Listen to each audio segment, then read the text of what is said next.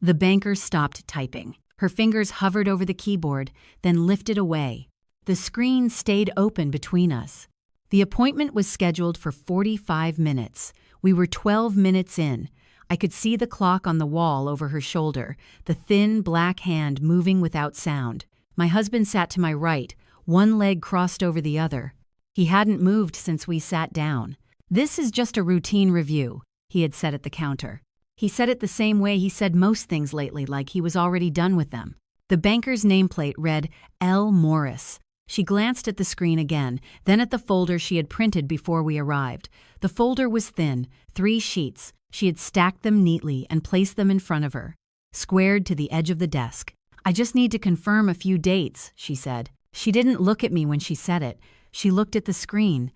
I folded my hands in my lap. My phone was off. I had turned it off in the car because I didn't want it buzzing on the desk. I didn't want anything to interrupt the process. That's what I kept calling it, the process. The divorce papers were still in my bag. I hadn't taken them out since the day they arrived. A Tuesday afternoon. FedEx envelope. He had already left for work. The banker clicked once, then again, then stopped. My husband leaned forward slightly. Not enough to be obvious. Just enough to see the screen better. "Is there a problem?" he asked. Her chair rolled back an inch when she shifted her weight. The sound was small, but it carried. "No," she said, "not a problem, just checking." She turned the monitor a few degrees away from us. Not fully, just enough that I could no longer read the numbers. I watched her hands instead. Short nails, clear polish, a thin ring on her right hand that clicked softly against the desk when she moved the mouse. "We're separating," my husband said, unprompted. "So we wanted to make sure everything is clean." Clean was the word he used lately. Clean break. Clean split. He had said it when he handed me the papers. He had said it when he packed a box of files from the home office and left the books behind. The banker nodded once. She typed again. Slower this time.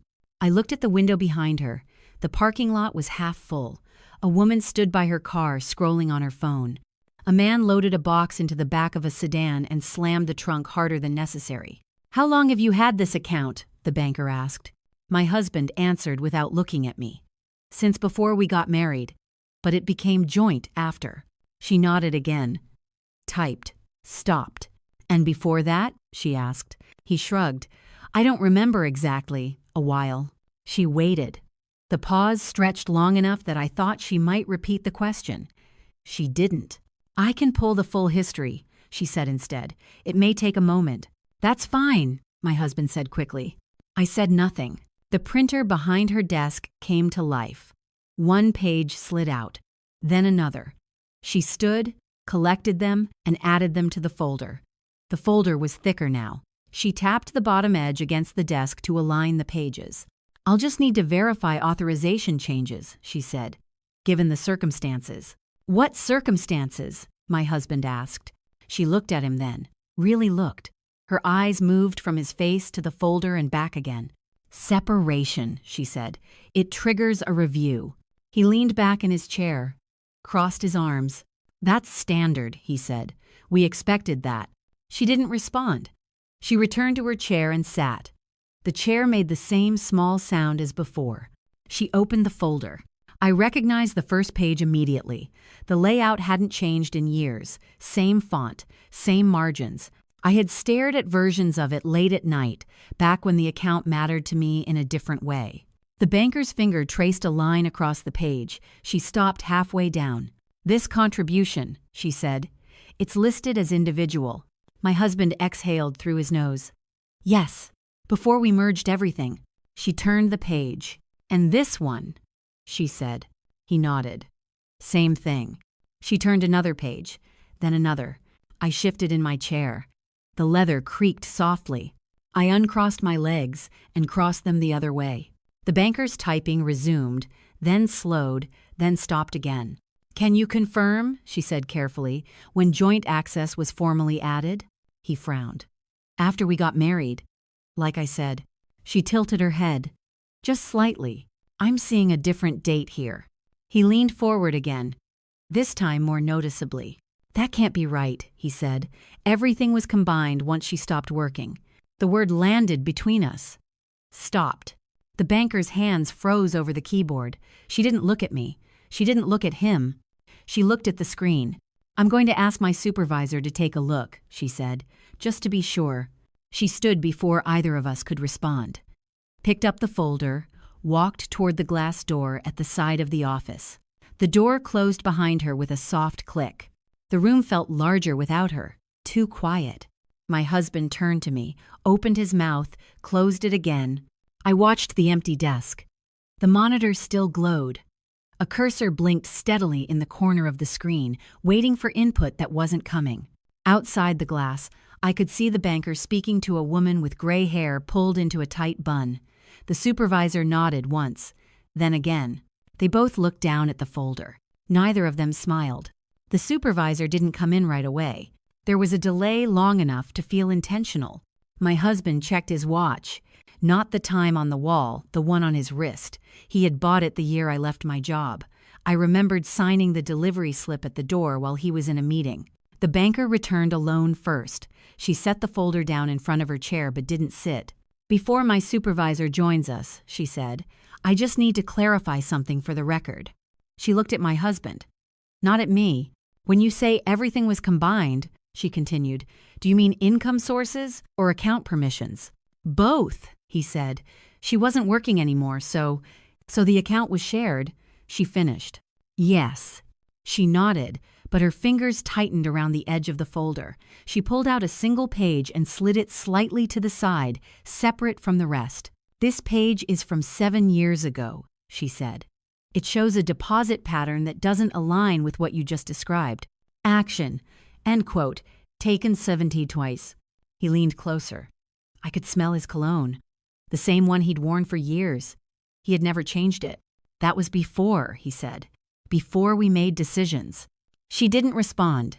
She turned the page over and pointed to the top line. "This deposit came from an employer account," she said. "It's listed under your wife's name." She said, "My title, not my name." I felt my shoulders tense, then drop.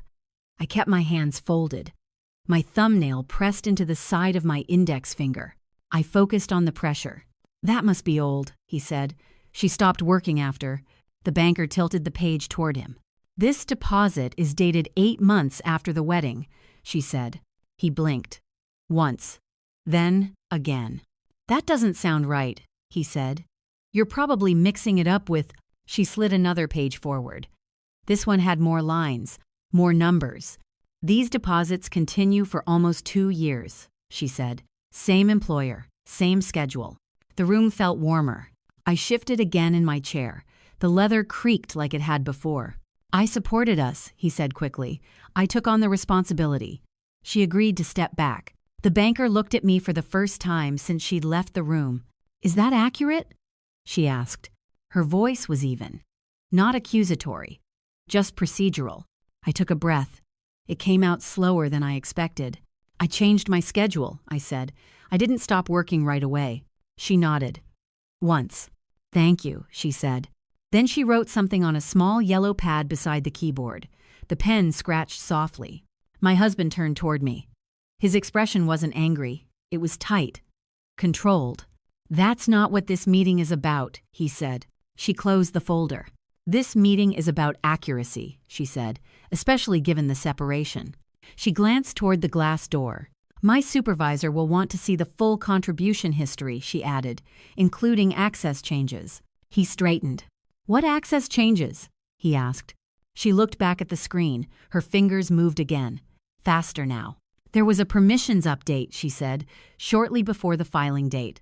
I felt my stomach shift. I hadn't checked the account in weeks. I hadn't needed to, or so I thought. "I'll need to pull the access log," she said. "It will show who requested the change." She clicked once more, then stopped. Her eyes narrowed slightly, not in suspicion, but concentration. "That's odd," she said. My husband's jaw tightened. "What is?" She didn't answer right away. She stood and walked to the printer again. This time, 3 pages came out. She gathered them and returned to the desk. She placed them on top of the closed folder. "Your online access," she said, looking at me now, "was removed 10 days ago. I stared at the pages. The dates were printed clearly. No room for interpretation. I didn't request that, I said. She nodded. I see that. Dime. My husband opened his mouth, then closed it. He looked at the door, then at the papers. That must have been automatic, he said, because of the separation. She shook her head. Automatic removals require notification, she said, and dual confirmation. She tapped the top page with her finger. This log shows a single authorization. The silence settled again. Thicker this time. She looked at the glass door once more. I'm going to bring my supervisor in now, she said. We'll need to continue this together. She stood, gathered the papers, and walked out. My husband didn't look at me. I watched the blinking cursor on the screen. It kept flashing, steady and patient, like it had all the time in the world. The supervisor came in with the banker a minute later. She carried the folder herself. She didn't introduce herself right away. She stood behind the desk, set the folder down, and opened it to the middle. The banker took her seat again, slightly angled this time, as if she were no longer the only one responsible for what was about to happen. I'm going to ask a few clarifying questions, the supervisor said, then we'll decide next steps. Her voice was calm, flat, the kind that didn't invite argument. She looked at my husband first. Can you confirm, she said, that you requested a change to account access 10 days ago? He hesitated. It was brief, but it was there. I manage most of the finances, he said. So yes. I handle updates. That's not what I asked, she said. The room stayed still. Even the air felt held. I asked whether you requested the removal of your wife's access, she said. He shifted in his chair, uncrossed his arms, crossed them again. I don't remember the exact wording, he said. It may have been part of a broader update. The supervisor nodded once. She turned the folder slightly so it faced him. This log records a single action, she said. It's not bundled with anything else. She slid the page closer to him. He leaned forward and scanned it quickly, then pushed back into his chair. That must have been a mistake, he said. I wouldn't do that without discussing it. The supervisor looked at me. Did you discuss it? She asked. I shook my head. No, I said. She didn't write anything down. She simply turned the page. This account was originally opened under your name, she said, still looking at the paper. Before the marriage. She tapped the date with her finger. Once. It shows consistent deposits from your employer for several years, she continued, including after the wedding. She flipped another page. These deposits stopped 2 years later, she said. That aligns with the schedule change you mentioned earlier. She closed the folder halfway and finally looked up. Is that accurate? She asked me. Yes, I said. My voice sounded steady. I hadn't planned it that way. It just came out that way. The supervisor nodded again. When access was added, she said, turning back to the papers, it was added as secondary, not equal. My husband sat up straighter. That's not how it was explained to us, he said. We were told it was joint. The banker spoke before the supervisor could respond. The term joint is often used informally, she said, but the permissions matter. She pointed to the screen. The monitor was angled enough now that I could see the outline of the page. Boxes, dates, names. Here, she said, primary holder, secondary access, then the access removal. The supervisor leaned in closer to the screen. This removal, she said slowly, occurred before the filing date. She looked at my husband again. That's unusual, she added. Most clients wait until after legal paperwork is processed. Thank you for watching. He pressed his lips together. I was advised to prepare, he said. By whom? She asked. He didn't answer right away. My attorney, he said finally. The supervisor nodded, but her expression didn't change. We don't see many attorneys recommend unilateral access changes without documentation, she said, especially on accounts with prior individual contributions. She closed the folder completely and rested both hands on top of it. At this point, she said, we need to document the discrepancy. She turned to the banker. Please add a compliance note, she said.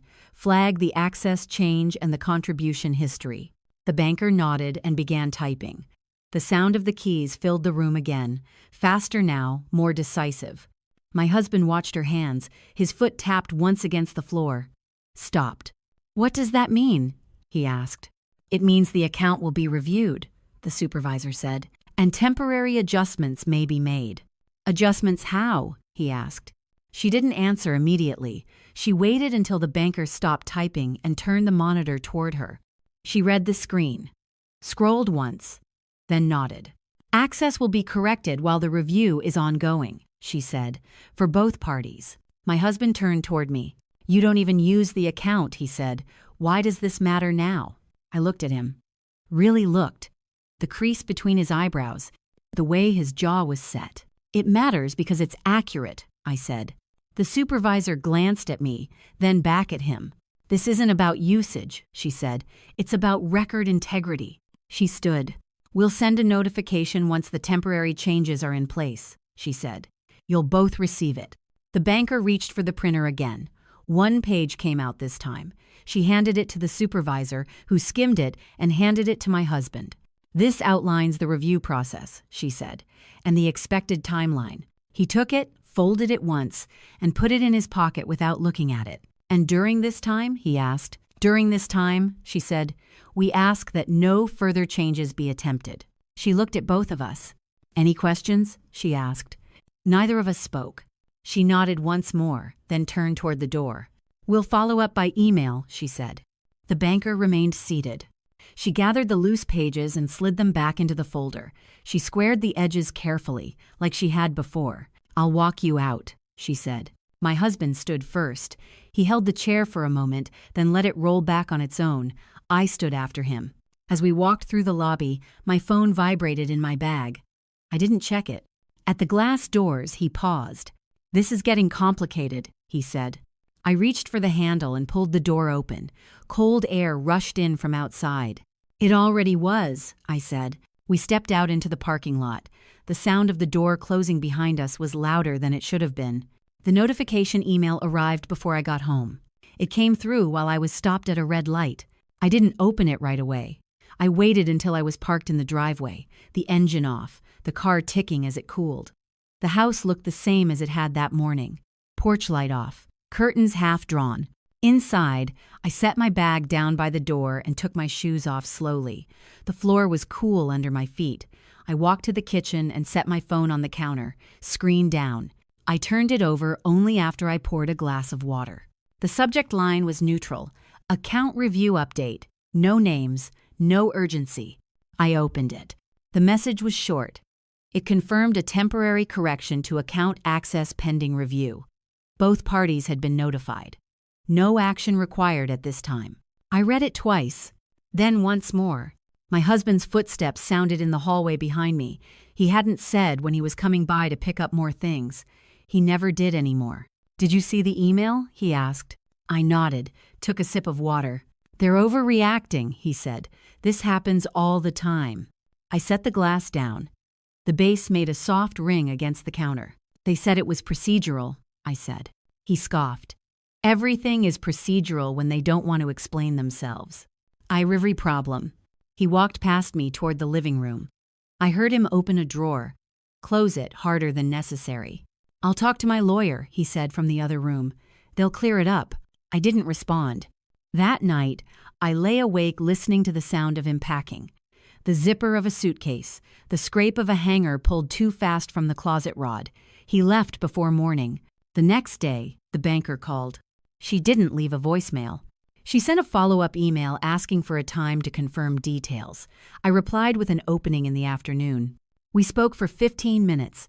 She asked questions. I answered them. Dates, employers, when I changed my schedule, when my paycheck stopped. I'm going to add this to the file, she said. It helps clarify the timeline. Okay, I said. There may be additional review, she added. It's standard once compliance is flagged. I pictured the yellow pad she had written on, the way she had stacked the papers, the care she took with small things. Thank you, I said. After the call, I checked the account. My login worked. The balance looked the same, but the layout felt unfamiliar, like furniture had been moved slightly without telling me. Later that week, I received another email. This one from a financial advisor at the bank. We had met once years ago when the account was first adjusted. She asked to schedule a review. I agreed. The appointment was set for Friday morning, in person. When I arrived, the waiting area was fuller than last time. A couple sat side by side, whispering. A man in a suit tapped on his phone, then stopped when he noticed me looking. The advisor came out and called my name. She smiled politely, not warmly. Her office was smaller than the banker's, no glass walls, just a desk, 2 chairs, and a framed print of a city skyline. She gestured for me to sit. "I've been asked to revisit your account setup," she said. "Given the recent changes." She pulled up the file on her screen. Scrawled. "I want to confirm how this was intended to function," she said. Originally, she asked about my work, my hours, why I changed them. I answered the same way I had before. She nodded, typed, paused. "This designation," she said, pointing to the screen, "is often misunderstood." She turned the monitor slightly so I could see. The word joint appeared in one column. Under it, smaller text. "This," she said, "refers to access, not ownership." I watched her cursor circle the smaller text. "In your case," she continued, "ownership was never equalized." She looked at me carefully, as if checking for a reaction. "I see," I said. She clicked again. "With the access change reversed," she said, "the system flags the discrepancy automatically." "What happens then?" I asked. She leaned back in her chair. "Then it becomes part of the record," she said, "and any future decisions reference it." I nodded. At the end of the meeting, she printed a summary. 2 pages. She slid them across the desk. "This will be added to your file," she said, "and forwarded to mediation if requested." I took the papers. They felt heavier than they looked. On my way out, I saw my husband in the lobby. He stood near the reception desk, phone pressed to his ear. His voice was low, tense. "I'm here now," he said. "Yes, I told you that." He glanced at me and stopped speaking. Turned away. The advisor paused behind me. "You can leave through the side door," she said, "if you prefer." I nodded and followed her down a short hallway. The door opened onto a quiet street. No parking lot, no waiting area. Outside, I stood for a moment, papers tucked under my arm. My phone buzzed. A new email notification. Same subject line. Account review update. I didn't open it right away. I folded the papers carefully, slid them into my bag. When I got home, there was a message from the mediator. A reschedule request. The time had been moved. No explanation. I replied with my availability. That evening, I made dinner for one. I ate at the kitchen table instead of the couch. The chair across from me stayed empty. I washed the dishes slowly, lined them up on the rack. The sound of running water filled the space where conversation used to be. Before bed, I checked my email. The update was brief. The advisor's summary had been added to the record. No action required. I turned off the light. In the dark, I thought about the word joint. How often it had been said, how easily. It sounded different now. The mediator's office smelled like coffee that had been reheated too many times. The kind that lingered. I arrived 10 minutes early. The receptionist asked me to sign in and handed me a clipboard. The pen was attached with a thin chain. I wrote my name, the date, the time. The chain tugged slightly when I reached the end of the line. I took a seat near the wall. A framed certificate hung crookedly above a low table, stacked with magazines no one touched. My husband arrived 3 minutes late. He didn't look at me when he came in. He spoke quietly to the receptionist, then sat across the room. He checked his phone, put it away, took it out again. When the mediator opened the door, she called both our names together. Her office was wider than it was deep. A round table sat in the center. 3 chairs, a small stack of folders rested in the middle, already arranged. She gestured for us to sit. I took the chair closest to the door. My husband took the one opposite me. "I want to acknowledge the reschedule," she said. "Thank you both for your flexibility." She opened the top folder. "I've received updated financial documentation," she continued, "from the bank." My husband leaned back. "That's being sorted out," he said. There was a misunderstanding. She didn't respond right away. She flipped a page. "These documents adjust the timeline we discussed last session," she said, "specifically regarding account contributions and access." She looked at him. Before we proceed, she added, I need to confirm something. She slid a page across the table. Not toward me, toward him. This summary indicates that the account was originally funded by your wife, she said, and that her access was removed prior to filing. The room felt smaller. The hum of the air vent grew louder. That's not the full context, he said. She wasn't contributing by the end. The mediator nodded, but her eyes stayed on the page. The context is noted, she said, but the sequence matters. She turned another page. These deposits continued for nearly 2 years after the marriage, she said. That's reflected here. She tapped the paper once, and the access removal occurred 10 days before the filing date. She looked up. Can you explain that? He opened his mouth, closed it, shifted in his chair. My lawyer advised me to prepare, he said again. She nodded slowly. Preparation typically involves documentation, she said, not unilateral restriction. She set the paper back on the stack. For now, she said, we'll pause discussion of asset division until this is fully reconciled. My husband leaned forward. You can't just, he started. She raised her hand. Not sharply, just enough. This isn't punitive, she said. It's procedural. The word landed the same way it had at the bank. She turned to me. Do you have anything to add? She asked. I shook my head. No, I said. She nodded. Then we'll move to scheduling, she said. She reached for her calendar. The pages made a soft whisper as she flipped them. We'll reconvene once the bank review is complete, she said. Likely 2 weeks. It's numerically 8 minutes. She wrote the date down, slid the paper toward both of us. My husband didn't pick it up. I need this resolved, he said. We had an understanding. The mediator looked at him. Understandings are clarified through records, she said. That's where we are now. She closed the folder. Any questions before we adjourn? She asked. Neither of us answered. Outside, the hallway felt too bright. My husband walked ahead of me. He stopped near the exit. You didn't have to let it get this far, he said. I paused by the door. I didn't do anything, I said. He scoffed. You could have said something earlier. Cleared it up.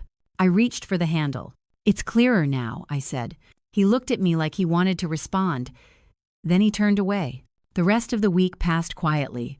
On Thursday, the banker sent another email. Short, neutral. The review was ongoing. No action required. On Friday, the advisor's summary was forwarded formally to mediation. I received a copy. I didn't open it right away. I waited until I was home, shoes off, sitting at the kitchen table. The language was careful. Precise. No opinions, just dates, roles, access levels. I folded the pages and placed them in a drawer with the others. That night, I slept through until morning. The following Monday, my husband texted, Can we talk? I stared at the screen.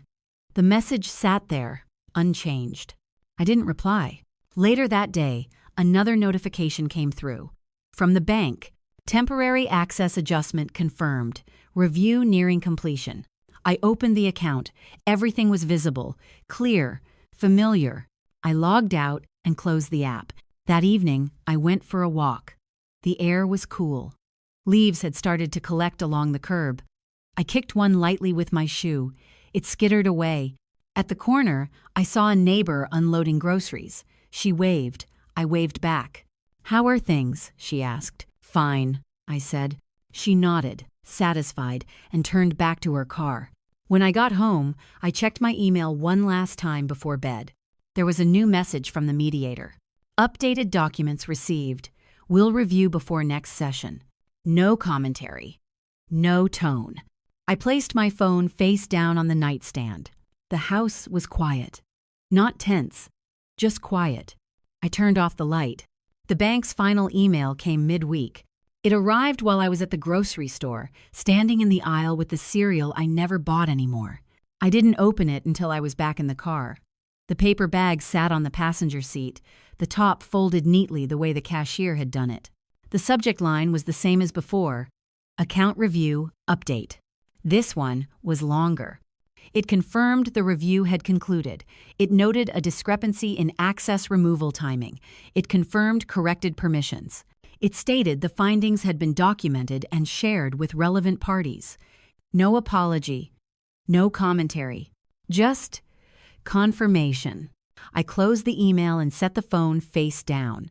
For a moment, I stayed there, hands on the steering wheel, engine off. A car pulled into the space next to mine and cut the silence short. At home, I put the groceries away slowly. Boxes in the cabinet, milk on the shelf. I lined everything up without thinking about it. The mail slot clattered as something slid through. I picked it up from the floor. A plain envelope. The mediator's office return address. Inside was a copy of the bank's summary, printed and stapled, the same language as the email, dates, access levels, contribution history. I placed it with the others. That afternoon, my husband called. The phone rang until it stopped. He didn't leave a message. He called again an hour later. I let it ring again. In the evening, he showed up at the house. I heard his car before the knock, the same sound it had always made pulling into the driveway. I stood at the kitchen counter, hands resting on the edge, and waited. The knock was measured, not loud, not tentative. I opened the door. He stood on the porch with his jacket unzipped, phone in his hand. He looked past me into the house, like he expected to see something different. "We need to talk," he said. I stepped aside enough for him to see I wasn't moving. "About what?" I asked. "This," he said, lifting the phone slightly. "The bank, the mediator, all of it." I waited. "They're acting like I did something wrong," he said. "You know that's not true." I watched his face while he spoke. The way he avoided certain words, the way his jaw tightened at the end of each sentence. "They documented what happened," I said. He laughed once, sharp and short. "Documented," he repeated. "They don't know our marriage." I didn't respond. He shifted his weight, looked down at the porch railing, ran his thumb along the edge of his phone. "You gave up your career," he said. "We decided that together." "We did," I said. "And now it looks like I took something from you," he said. "That's not fair." I nodded slightly. "Not in agreement. Just acknowledgement. They're not saying why," he continued. "They're just laying out the facts." He looked at me then. Really looked. "You could explain it," he said. "Clear it up." I leaned against the doorframe. "What would I explain?" I asked. "That you trusted me," he said. "That you didn't need access anymore." I thought about the access log. The date. The single authorization. "I didn't know it was removed," I said. He opened his mouth to respond, then stopped. His eyes flicked away. "That doesn't change anything," he said. "It changes that," I said. He exhaled through his nose. "You're letting them control the narrative," he said. I looked past him at the street. A couple walked by with a dog. The leash was loose. The dog stopped to sniff at a patch of grass. "I'm not controlling anything," I said. "Neither are you." He stood there for a moment longer. Then he stepped back. "Fine," he said. "We'll let the process run." He turned and walked down the steps without waiting for a response. I closed the door and locked it. That night, I slept lightly. Not because I was anxious, because I was listening. The house had changed sounds since he left. Pipes clicked differently. The refrigerator hummed louder. In the morning, I checked my email. A message from the mediator sat unread. Next session, agenda attached. I opened it. The agenda was brief. Asset division postponed pending clarification. Temporary terms adjusted. Documentation referenced. No commentary. No tone. Later that day, I went to the bank again. Not for an appointment. Just to update my address. The teller recognized me. She smiled politely and handed me a form. I filled it out at the counter. Name. Address. Signature. She typed while I waited. Her keyboard made the same sound as before. Steady. Even. "All set," she said.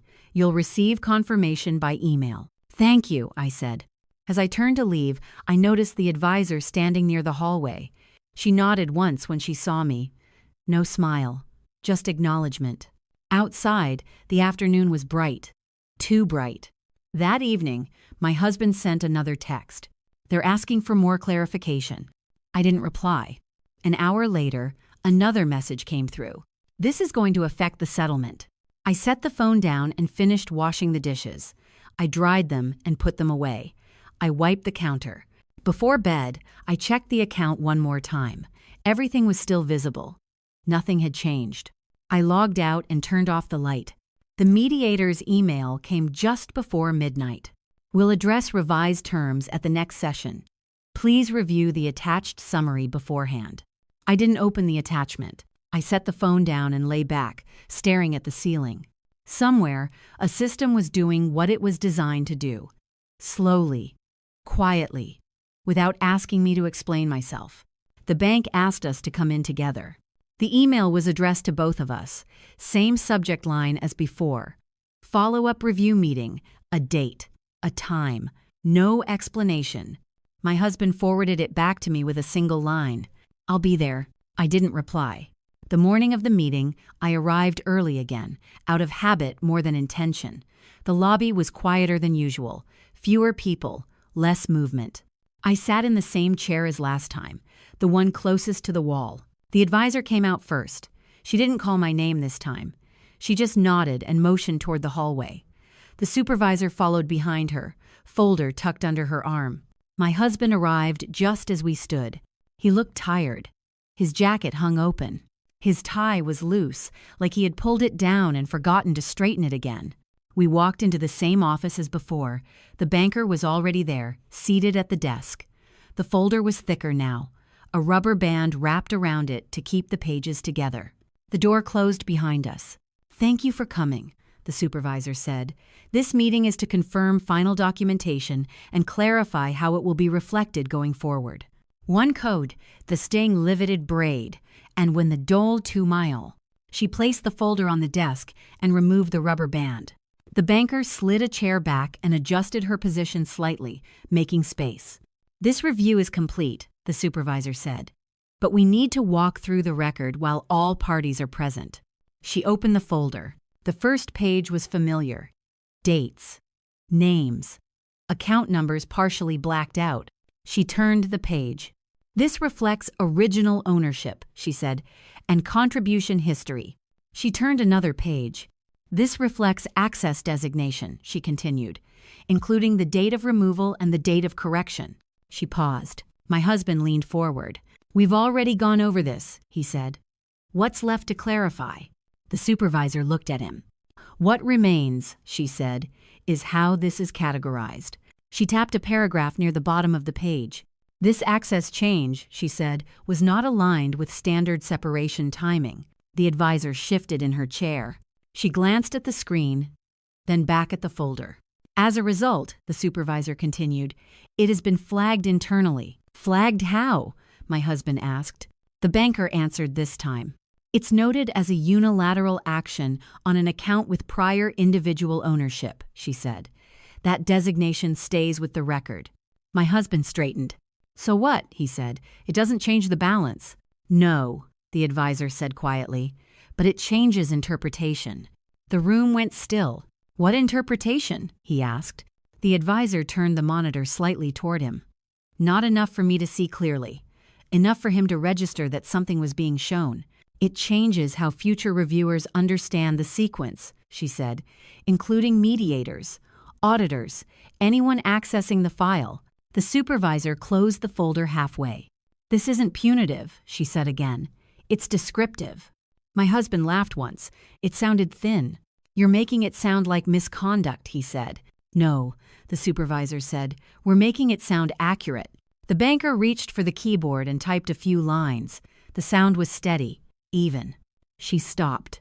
"This note is now visible," she said. "Would you like to review the language?" She turned the screen fully toward him.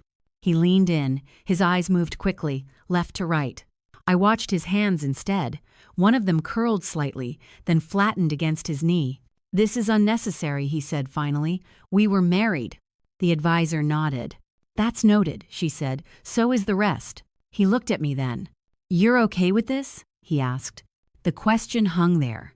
I looked at the folder, the stacked pages, the rubber band now resting beside it. "I didn't write it," I said. The supervisor glanced between us. "This documentation will be referenced in any future requests related to this account," she said, "including settlement verification." I'm tense. Discordanus favored too. She closed the folder completely. "We'll issue a final confirmation email," she said. "That will conclude our involvement." The banker stood and walked toward the printer. One page slid out, then another. She brought them back and placed them on the desk. "Please sign here," she said, pointing to the bottom of each page, acknowledging receipt. My husband hesitated. "I'm not agreeing to the wording," he said. "You're acknowledging it exists," the supervisor said. He picked up the pen, signed quickly, pushed the papers back. I signed next. My handwriting looked smaller than usual. The banker collected the pages and returned them to the folder. "That's all," she said. We stood. No one spoke as we walked back through the lobby. A man at the counter glanced over, then looked away. A woman waiting near the door stopped scrolling on her phone. At the glass doors, my husband slowed. "This didn't have to happen like this," he said. I held the door open. "It happened," I said. Outside, the air felt colder than I expected. A wind moved through the parking lot, lifting a receipt someone had dropped.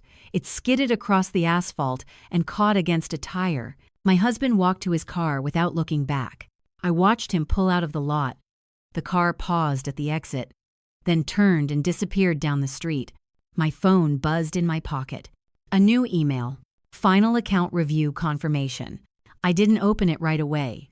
I stood there for another moment, the bank doors closing softly behind me, sealing the quiet back inside. The mediator didn't react right away. 3 days passed after the bank meeting, with no emails, no calls, no scheduling changes. The silence felt deliberate. Not avoidance, processing. On the 4th day, a message arrived just after noon. Documents reviewed. Next session confirmed. No greeting. No closing. The session was scheduled for the same room as before.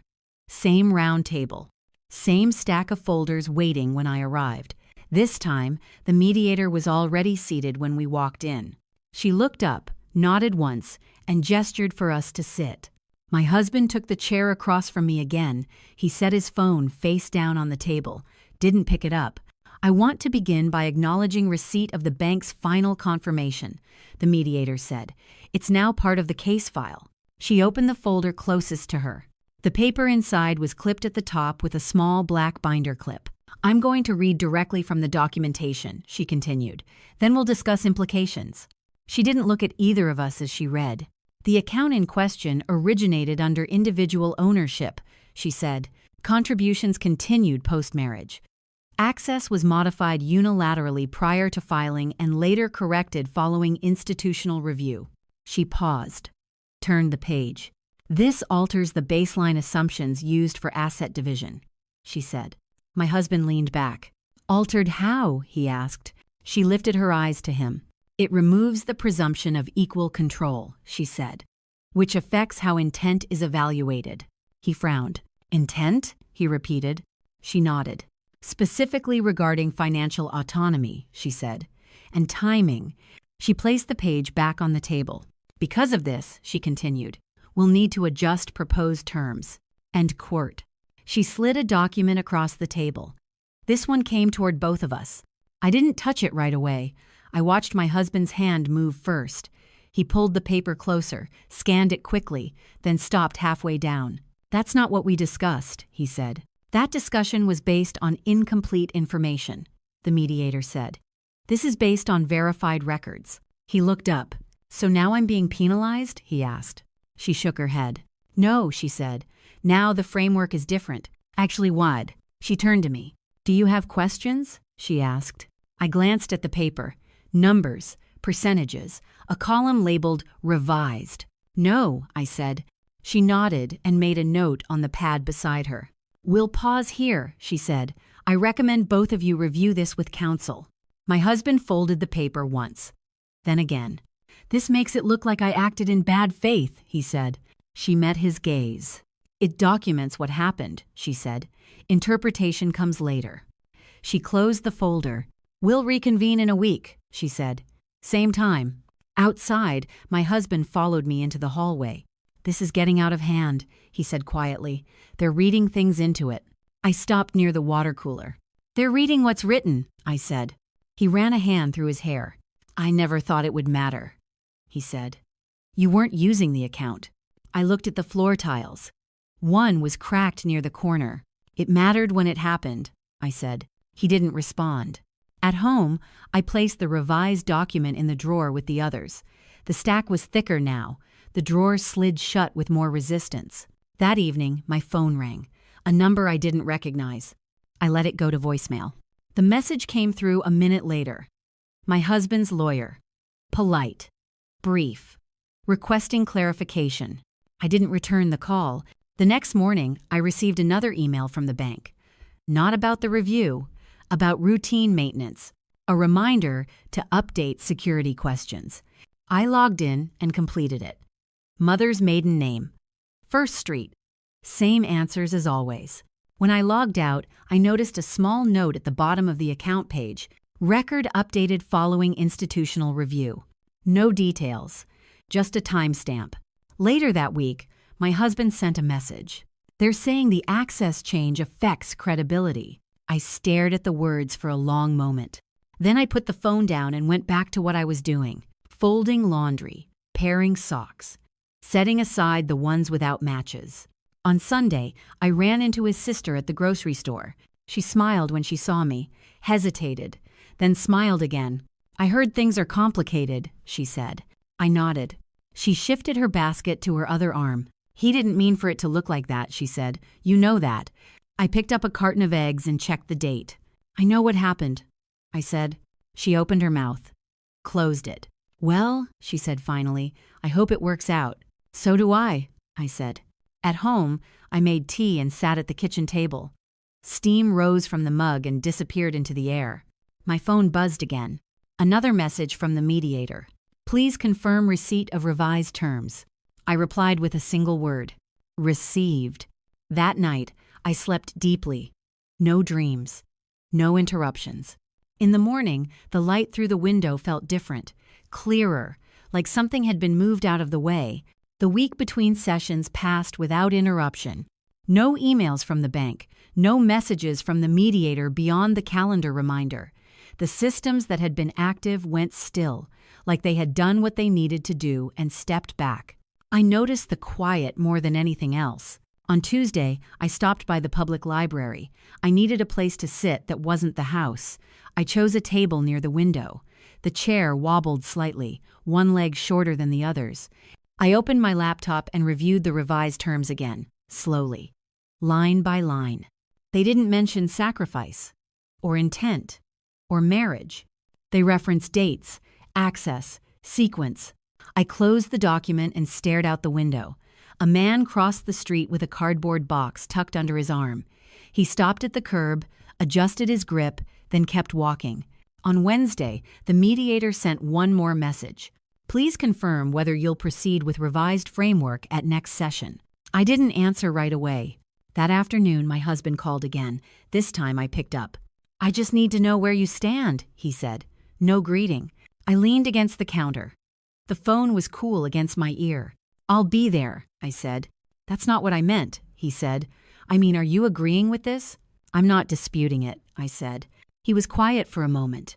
You're letting them define us, he said. I watched a drop of water slide down the inside of the sink. They're defining the account, I said. Not us. That account was our life, he said. I didn't respond. He exhaled.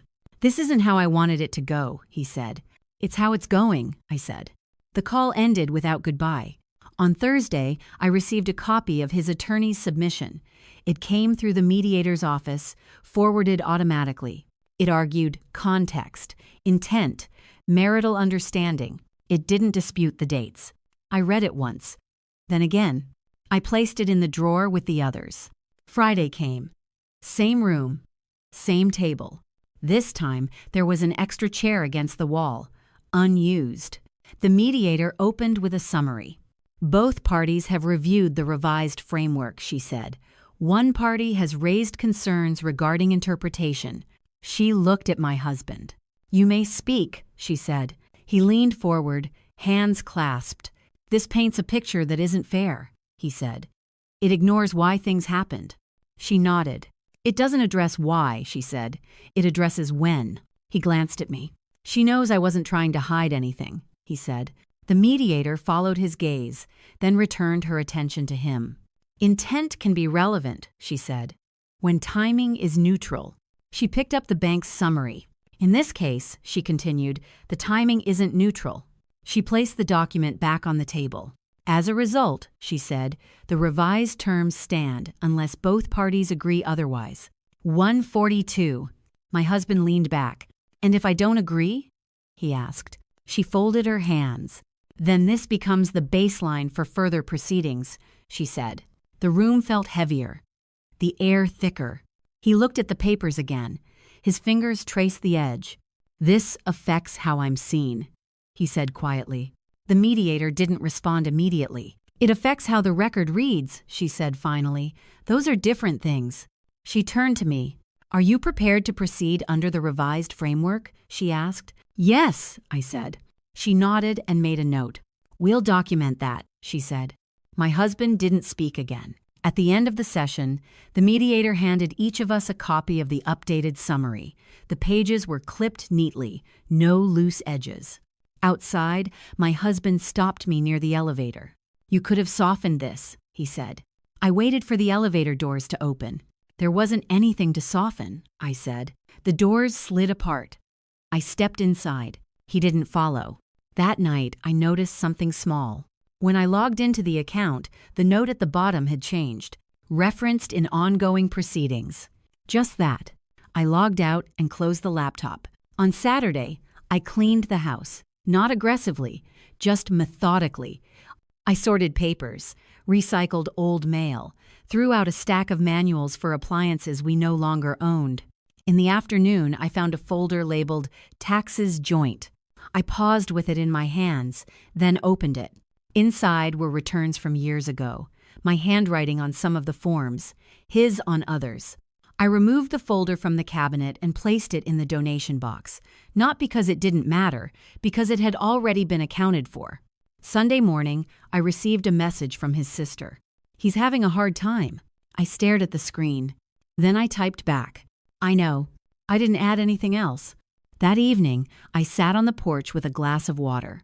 The street was quiet. A car passed every few minutes. The sky darkened slowly.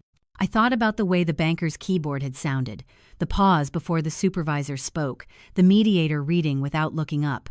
None of them had raised their voices. None of them had asked me to explain myself.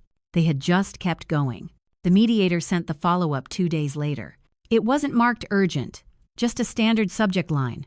Proposed final terms. I opened it at the kitchen table.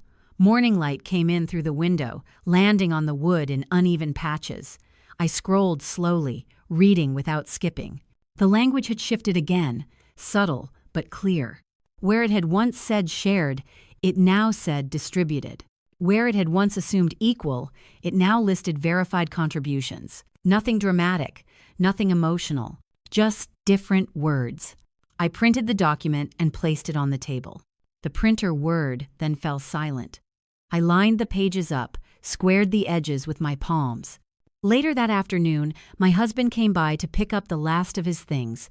He didn't text first. He never did when it was about objects. I heard the key in the lock. The door opened and closed quietly. I'll be quick, he said from the hallway. I stayed in the kitchen. I could hear him moving around upstairs. A drawer opening, a closet door sliding. When he came down, he was carrying a box. Files.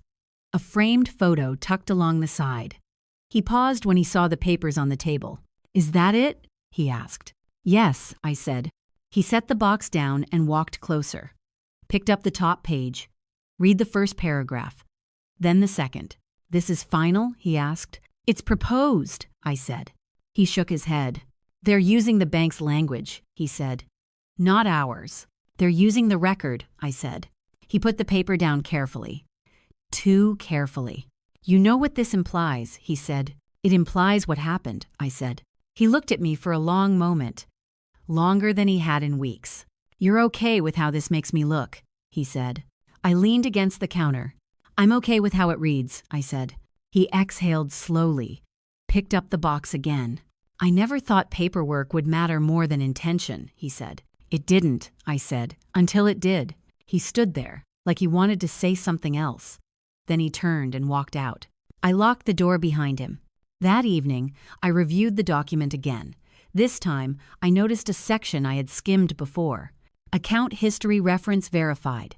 It cited the bank review, the access change, the correction, no adjectives, no judgment, just reference.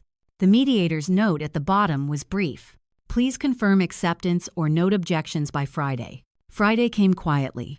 I signed the document electronically and sent it back. An hour later, my husband emailed the mediator requesting minor adjustments. Language, clarification, nothing about the bank. The mediator replied the next morning. Adjustments noted. Core framework unchanged. No one copied me on the reply. I received it automatically. The weekend passed. On Monday, the final session was scheduled. Same room, same table. The mediator opened with a summary. All revisions have been reviewed, she said. No further documentation is pending. And quote, I think this take clause did happen if the Denny's now. She looked at my husband. Do you have objections to the framework as it stands? She asked. He hesitated. I don't agree with how it's framed, he said. But I understand it. She nodded. Understanding is sufficient to proceed, she said. She turned to me. Do you agree? She asked. Yes, I said. She closed the folder. Then this concludes mediation, she said. Final documents will be issued. The silence that followed wasn't heavy. It was flat, neutral. We stood. Outside, my husband stopped near the door. They'll remember this, he said. I opened my coat. They'll remember the record, I said. He looked at me one last time. There was something else there then. Not anger, not blame, recognition. He nodded once and walked away. That afternoon, the bank sent a routine statement notification. Monthly. Automatic. I opened it out of habit. Scanned the numbers. Closed it. Nothing had changed. Later, I cleaned out the drawer with the documents. I didn't throw them away. I organized them. Oldest on the bottom, newest on top. I labeled the folder Final. That night, I sat on the couch with the lights off. The house felt different again, not empty, just recalibrated. My phone buzzed once more. A message from the mediator. Documents issued. Case closed. I set the phone down and listened to the quiet. Outside, a car passed. Somewhere down the street, a door closed. Life kept moving. Not loudly, just forward. The courthouse lobby was quieter than I expected. Not empty, just muted. People sat in rows of plastic chairs, spaced out, coats folded over arms, folders resting on laps. A security guard leaned against the wall near the metal detector, hands clasped behind his back. I arrived early. Again. The clerk at the front desk checked my name against a list and handed me a numbered slip. The paper was thin, the ink already fading. Have a seat, she said. I chose a chair near the window. Outside, the flag hung still. No wind. My husband arrived a few minutes later with his lawyer. They spoke in low voices near the entrance. When he saw me, he stopped talking. His lawyer nodded once in my direction, neutral. We were called in together. The room wasn't a courtroom. No benches, no raised platform, just a long table, a judge at the end, and two clerks seated to one side with laptops open. The judge didn't look up right away. She flipped through a stack of documents, the pages making a soft, steady sound. When she did look up, her eyes moved between us. This is an uncontested matter, she said, with finalized mediation. She glanced at the screen in front of her. I have the settlement here, she continued, including referenced financial documentation. One of the clerks typed. The sound echoed in the room more than it should have. My husband's lawyer cleared his throat. No objections, Your Honor, he said. The judge nodded and turned a page. The settlement references an institutional review, she said. Is that correct? Yes, the lawyer said. She looked down again. The review adjusted baseline assumptions, she continued. Those adjustments are reflected here. She paused. The room felt very still. I want to confirm, she said, that both parties understand the terms as written. She looked at my husband. Yes, he said. She looked at me. Yes, I said. She made a note on the page. The pen scratched once, then stopped. Then I'll enter this into the record, she said. One of the clerks clicked a button. The other glanced up, then back down. "That concludes this matter," the judge said. "You'll receive copies shortly." She stood. Everyone else followed suit, slower, like they needed a moment to catch up. In the hallway outside, no one spoke at first. My husband's lawyer shook my hand briefly. Professional, impersonal. "Take care," he said. My husband didn't say anything. He looked at the floor, then toward the exit. As we walked through the lobby, conversations around us continued in fragments. Someone laughed softly. Someone else whispered into a phone. At the security desk, a woman ahead of us dropped her papers. They scattered across the floor. A few people bent to help her pick them up. No one was looking at us. Outside, the air felt different. Not lighter, just open. My husband stopped near the steps. "They didn't ask why," he said quietly. I adjusted the strap of my bag. "They don't," I said. "They just read," he said. I nodded. "They just read," I repeated. He stood there for a moment longer, then nodded once, like he was confirming something to himself. "Okay," he said. He walked away. I stayed on the steps and watched him go. Not dramatically, just until he turned the corner and disappeared from view. Later that afternoon, I received an email from the court. Automated, plain. Judgment entered. Documents attached. I didn't open the attachments right away. I went home first. The house was quiet in the way it had become quiet. Familiar now. I set my bag down and took off my coat. I stood in the kitchen and looked at the counter. The same counter where I had opened the first bank email. The same place where the glass had made that soft ring. I opened the attachments. The language was formal. Dry. It listed terms, dates, references. One line caught my eye. Referenced financial review, included in record. That was it. No emphasis, no explanation, just included. That evening, I took a walk around the block. The sun was low, casting long shadows across the sidewalk. A neighbor waved from her porch. I waved back. When I got home, there was a message from his sister. "It's done, right?" I replied, "Yes." She typed back a few minutes later, "I hope you're okay." I stared at the words for a moment. Then I wrote back, "I am." I didn't add anything else. Before bed, I opened the drawer one last time. The folder labeled Final sat on top. Inside, everything was in order. Bank summaries, mediation documents, court judgment. I closed the folder and pushed the drawer shut. The house made its usual sounds as it settled, pipes ticking, the low hum of the refrigerator. I turned off the light and lay down. There was no moment of relief, no rush of emotion, just a sense that something had been placed where it belonged. Outside, a car passed, then another. The street went quiet again. The first Monday after the judgment felt ordinary. That was what stood out. I woke up at the same time, made coffee the same way, stood at the counter while it brewed, listening to the low gurgle of the machine. Nothing about the morning announced itself as different. The mail arrived mid-morning. A thin envelope from the bank, a thicker one from the court. I opened the bank envelope first. Inside was a confirmation notice. Account separation completed. Individual access confirmed. Joint references closed. No congratulations. No commentary. Just confirmation. I placed it on the counter and opened the court envelope next.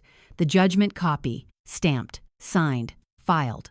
I slid both documents into the folder and returned it to the drawer.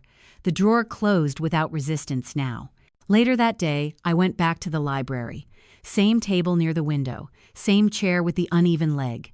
I brought a notebook with me this time. Blank. I didn't write much. Just dates, a list of errands, a reminder to update my resume. The librarian wheeled a cart of returned books past my table. The wheels squeaked slightly, then settled as she stopped nearby. Outside, someone laughed. It floated in through the open window and disappeared. When I got home, there was a notification from the bank app, a routine alert, monthly statement ready. I opened it. The layout was clean, simple, only my name at the top now. I scanned the numbers and closed it. That evening, I ran into my neighbor again. She was watering her plants, hose coiled loosely around her arm. "Everything okay?" she asked, casual. "Yes," I said. She nodded, satisfied with the answer. "Good," she said, and went back to her plants. Inside, I cooked dinner and ate at the table. One plate, one glass. I didn't turn on the TV. Afterward, I washed the dishes and dried them immediately instead of letting them air dry. The towel absorbed the water quickly, efficiently. Before bed, I checked my email one last time. There was a message from my former employer. "Saw your update. If you're open to catching up, let me know. No assumptions, no pressure." I replied with a simple yes. The reply came the next morning with a proposed time. We scheduled a call. When it ended, I sat at the desk for a while longer, staring at the blank screen. I didn't feel excited or anxious, just steady. A few days later, I passed the bank on my way to the grocery store. I noticed the glass doors, the reflection of the parking lot, the way people moved in and out without pausing. I didn't go in. At home, I found one last box in the hall closet. Old files, things I hadn't needed to look at during the process. I opened it and sorted through slowly. There were notes from years ago, receipts, a folded piece of paper with my handwriting from a time when I had still been making plans that required explaining. I recycled most of it. At the bottom of the box, I found the delivery slip for the watch. My signature at the bottom. The date clear. I held it for a moment, then folded it once and placed it back in the box. The box went to the donation pile. That weekend, I changed the locks, not out of anger, just procedure. The locksmith worked quickly. He handed me the new keys and tested each lock before leaving. "All set," he said. I tried the door myself after he left. The key turned smoothly. Inside, the house sounded the same, but the door felt different when it closed. That night, my phone buzzed. A message from my ex-husband. I got the bank notice. I waited a moment before responding. "Okay," I typed. He replied a few minutes later. I didn't think it would be written like that. I read the message twice, then set the phone down. I didn't respond. The following week, I received a final email from the bank. A survey request. "How was your experience?" I didn't fill it out. One afternoon, I sat on the porch with a glass of water. The same chair, the same view. A car slowed as it passed. Someone walking their dog nodded at me. I nodded back. I thought about the room going quiet, the way the banker's fingers had stopped midair, the way the mediator had read without looking up. None of them had raised their voices. None of them had asked me to defend myself. They had just recorded what happened and let it stand. Later, I went inside and opened the drawer one last time. I took out the folder labeled Final and placed it on the desk. I didn't open it. I left it there while I updated my resume, while I answered an email, while the afternoon light shifted across the room. When I was done, I returned the folder to the drawer and closed it. The drawer stayed closed. That night, as I turned off the lights, I noticed something small. The house no longer felt like it was waiting for a conversation that would never happen. It just felt occupied.